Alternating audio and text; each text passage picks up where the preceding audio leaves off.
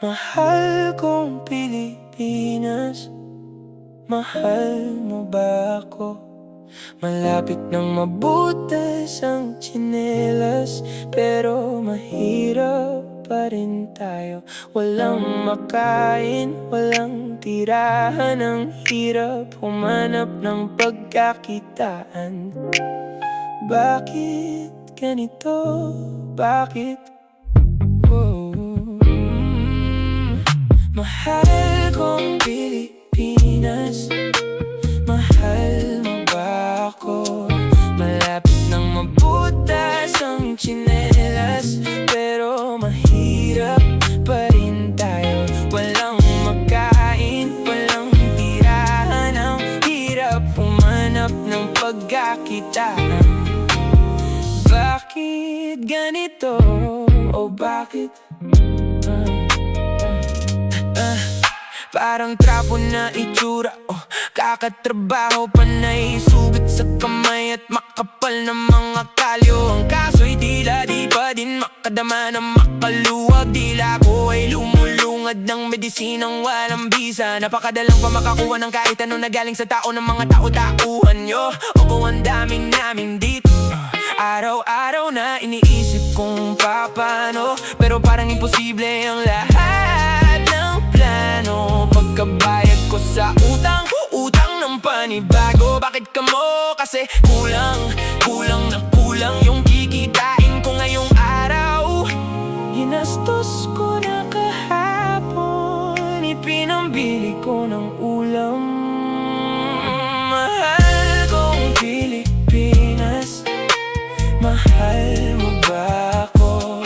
Malapit nang mabutas ang tsinelas, pero mahirap pa rin tayo. Walang makain, walang tirahan, ang hirap humanap ng pagkakitaan. Bakit ganito? Bakit?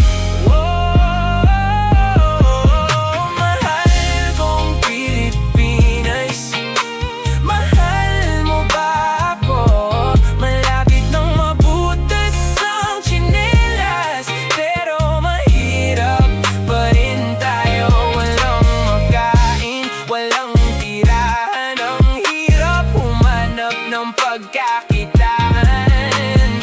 Bakit ganito?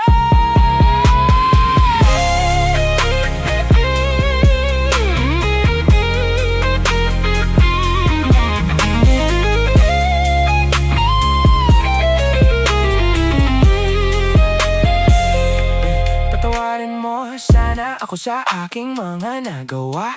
Anumang buhay ang ibigay sa atin ay ipasalamatan. Kahit nagaano ka papahirapan ay walang may karapatan. Ikaw lamang at wala nang ibang dapat paniwalaan.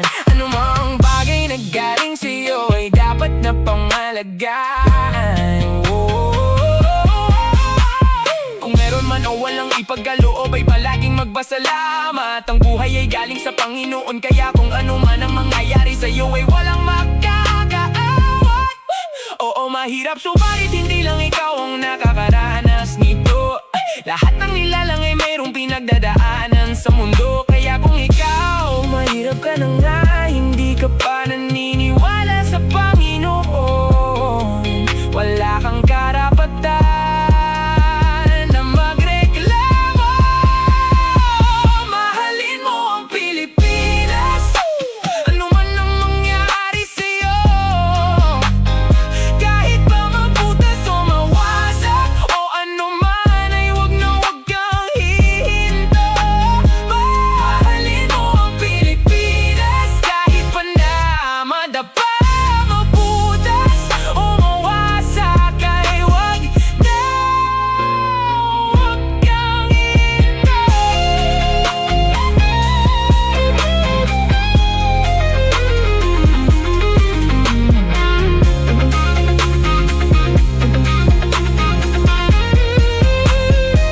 Mahalin mo ang Pilipinas, kahit pa mabutas o wasak o